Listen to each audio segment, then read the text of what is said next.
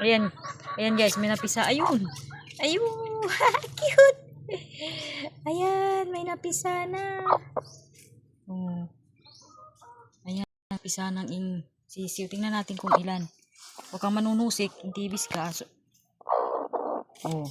Kung ko atusikan. Yots. Huwag ako itusikan. Tapos dini naman sa isang kahon.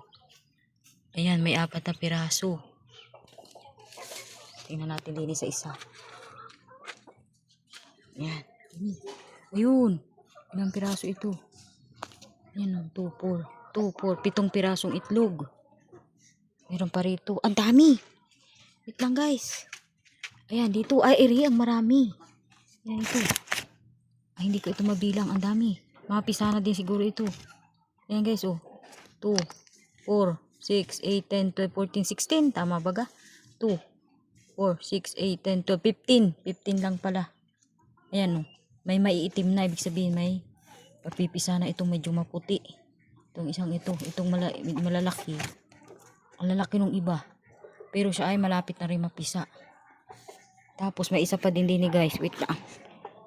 Ayan. May 4 na naman dito. Medyo ito yung mga malalaki ang pagkaitlog. Ayan. Ayun yung lalaki. Ayan. Yung nag-aisang lalaki. Ayan yan. Ang laking manok. Kya.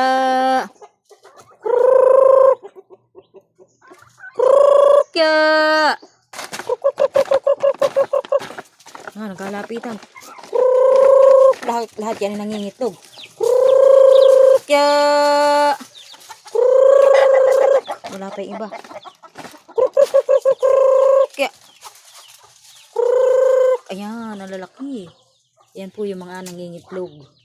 Nawala yung iba, marami po yan. 30 piraso ata mahigit yan. Ayun yung isang ano ay, tawag dyan.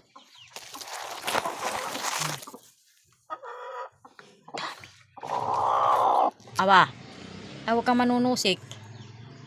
Atusikan din kita, lintibis ka. Tingin. Tingin ang anak mo. Mabait man, dinig ka. Ay!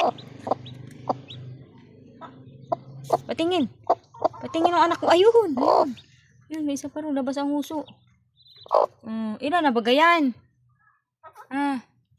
Ilan na bagay anak mo? Pisa na. Malalakas na yun. Lalaki na yun.